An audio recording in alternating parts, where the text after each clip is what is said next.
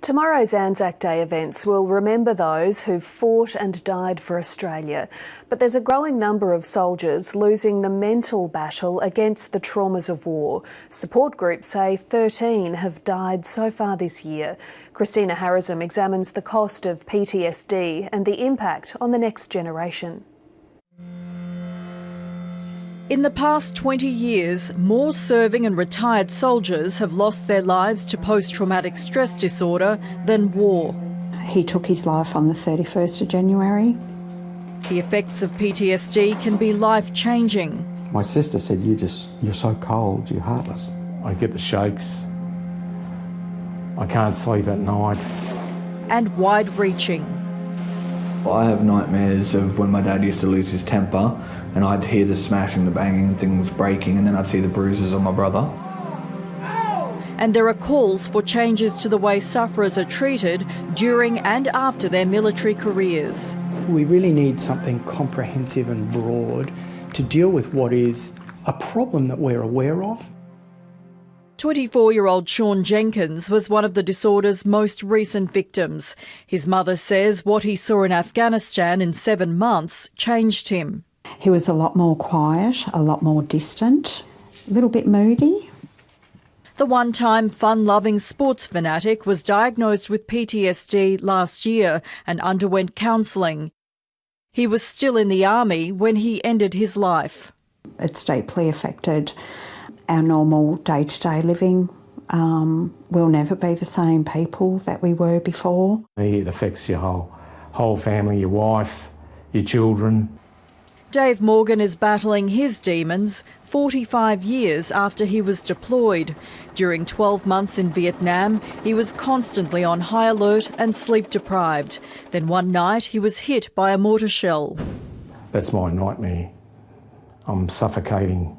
Like many vets, it took him a long time to admit he had problems. His mental health issues affected his marriage and his children.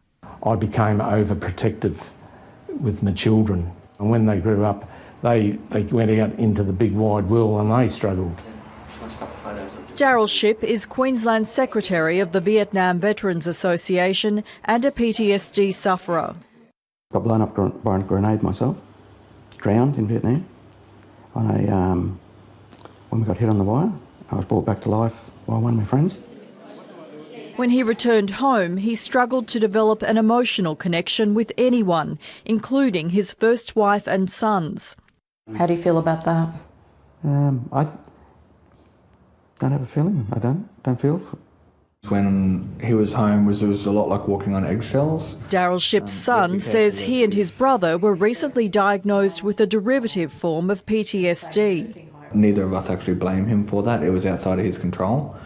But it's something which is possibly going to keep flowing on as well.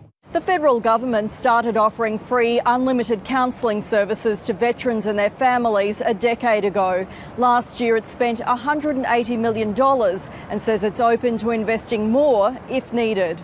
It's an issue which is at the forefront of what the government and the Department of Veterans Affairs is looking at the moment to make sure that we have got the right policies and practices in place. PTSD expert Dr Andrew Koo says the stigma of weakness and the fear of being discharged are preventing another generation of soldiers asking for help.